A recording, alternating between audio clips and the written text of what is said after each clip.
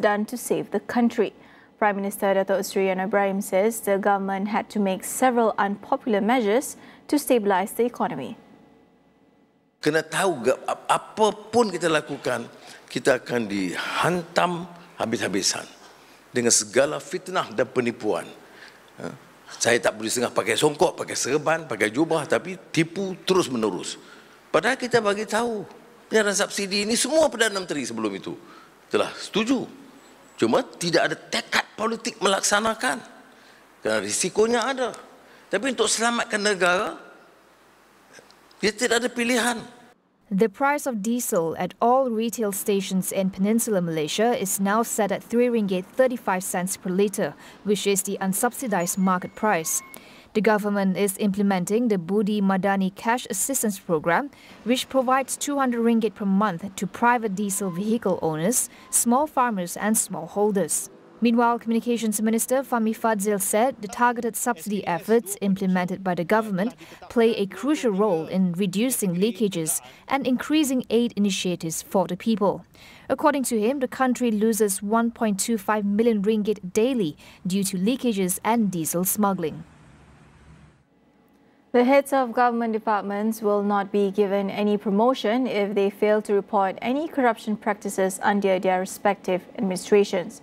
Prime Minister Datuk Seri Anwar Ibrahim said he will suggest this new rule to the government's Chief Secretary in a meeting within the next couple of days. Kita ada menteri, ada timbalan menteri, ada KSU, ada ketua pengarah, ada ketua-ketua jabatan.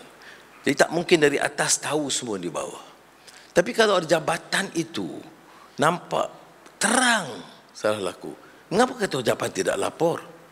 Mengapa ketua-ketua unit ini tidak tahu? Saya kadang-kadang fikir kerana amalan ini sudah berlaku bertahun-tahun, mustahil tidak diketahui. Anwar added that their responsibility to prevent misconduct did not lie solely with the Malaysian Anti-Corruption Commission (MACC), but also with the department heads and heads of units. He said that although there were some improvements in the Auditor General's report compared to previous years, more needed to be done to improve the country's situation. Meanwhile, the proposal to increase the ceiling price of local white rice will be finalised before October. Agriculture and Food Security Minister Datuk Seri Mohamed Sabu says the discussion on the proposal is still ongoing between the ministry and other ministries as well. In November last year, the Paddy and Rice Regulatory Division proposed that ceiling price of local white rice to be increased from the current RM2.60 per kilogram to RM3.20 per kilogram. The move, it said, will help protect all parties in the food production chain, especially paddy farmers, and prevent the dumping of local rice due to low prices.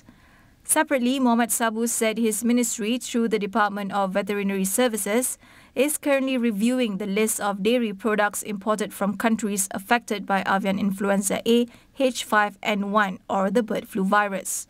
This includes dairy products such as milk and cheese that Malaysia imports from other countries, particularly from the United States.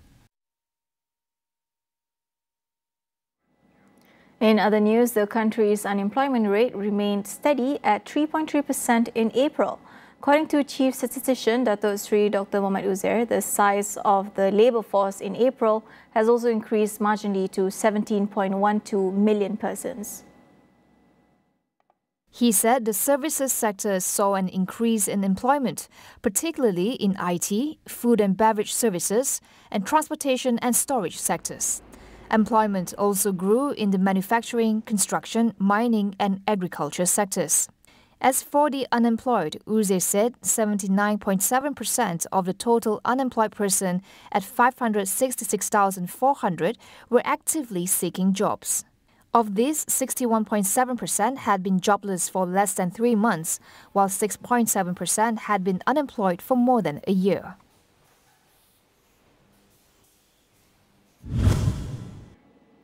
In preparation for the 2024 Hajj season, the Saudi Arabian government has issued 1.7 million nusuk cards. This is part of their measures to ensure a seamless pilgrimage process.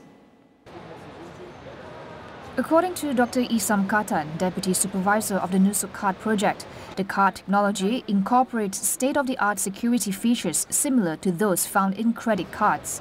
Additionally, each card includes a QR code for swift verification. So only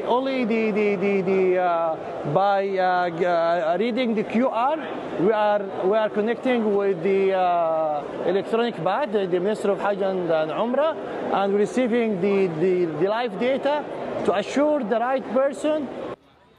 The Nusuk card contains personal details such as passport and visa information, serving as the official identification document for Hajj pilgrims while in the Holy Land. The card is available in both digital and physical formats. The Nusuk card streamlines the identification and verification process for Hajj authorities, ensuring efficient management during the pilgrimage. Well, the Nusuk card is quite a big issue here in Saudi Arabia, not just because this is the first time ever it's been implemented, but more importantly, the government or the kingdom wants to see and have a very high hope of a successful and effective implementation. After all, this is the biggest assembly of the humankind in this world. Shamsan Johari reporting from Makkah Mukarramah for Astro AWANI. We will go for a quick break. Don't go anywhere.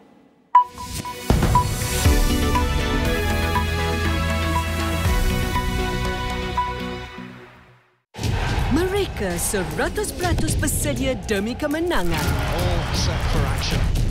The stars are shining tonight. This is incredible. Marilah menuju kegemilangan bersama kami. That's the moment he's been waiting for. There it is. UEFA Euro 2024 ke semua 51 perlawanan secara langsung di Sport TV dengan Astro. Apa jua yang berlaku di sekeliling kita, pastinya ada punca dan kesan masing-masing. Faktor harga ekonomi, pengaruh politik dalam atau luar negara memberikan impak kepada kehidupan harian kita. Di Niaga Awani kami memberikan gambaran jelas melalui analisis mendalam, merentas pelbagai segmen dan latar belakang. Kami akan bantu anda untuk faham segalanya. Bisnes, ekonomi, pasaran, Niaga Awani, 9 pagi Isnin hingga Jumaat, hanya di Astro AWANI.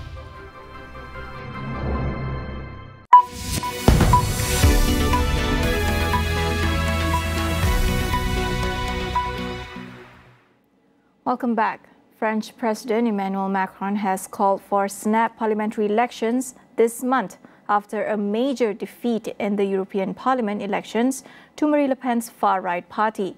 Exit polls show Le Pen's National Rally party is set to win 32% of the vote, more than double that of Macron's Renaissance party.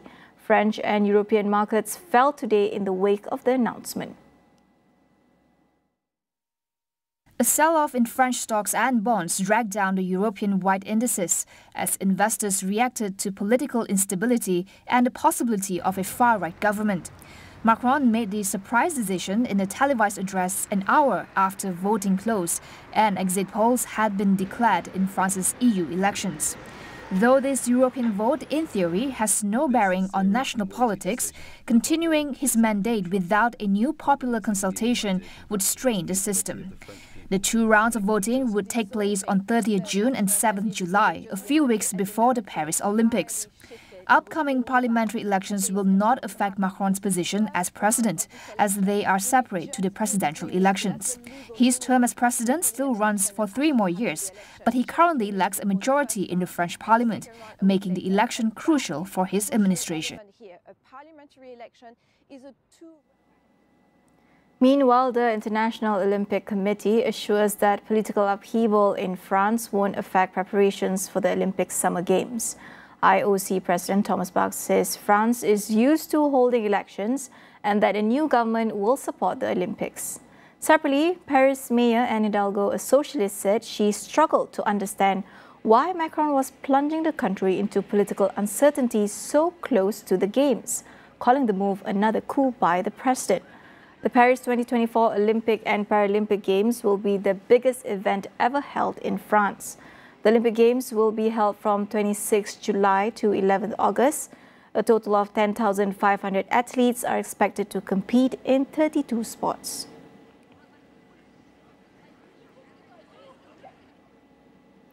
Meanwhile, North Korea has sent over 300 waste-filled balloons across the inter-Korean border overnight, escalating the ongoing balloon war between the two Koreas. This comes amid rising tensions and a warning from Kim Jong-un's powerful sister, Kim Yo-jong, who has threatened further actions if South Korea continues its psychological warfare. The balloons, this time carrying only scrap paper and plastic, followed previous batches that included unsanitary materials like manure, toilet paper and cigarette butts.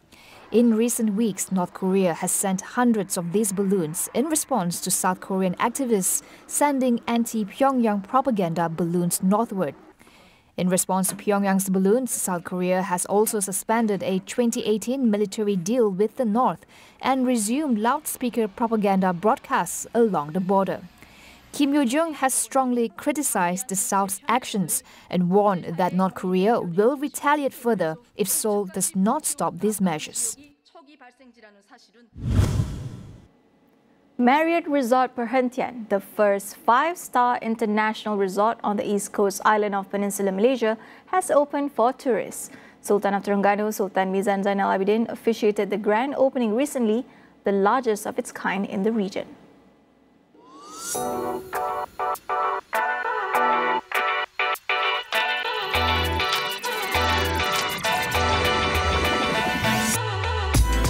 This destination features 200 deluxe rooms and 17 luxurious villas.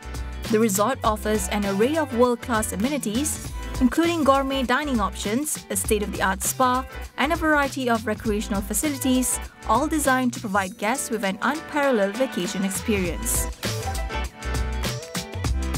Meanwhile, Ikasas Group Managing Director Tan Chi Kian said the establishment of the first 5-star resort on Pulau Perhentian will create job opportunities for 480 local residents.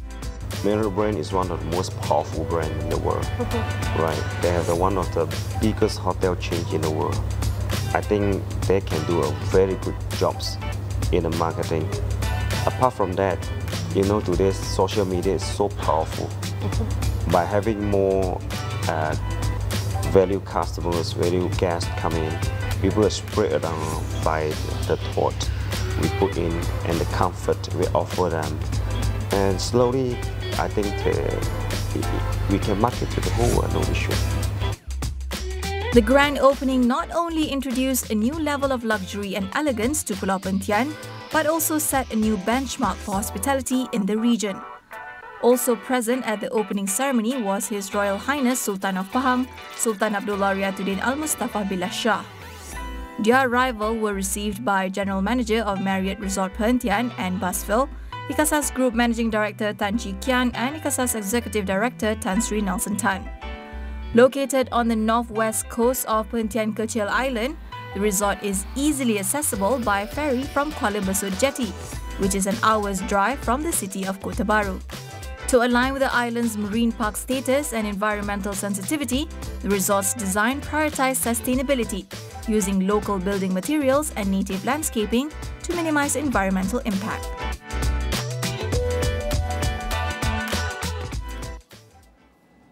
That is all we have for you on AWANI Tonight. I'm Farhana Sheikh. Thank you for watching.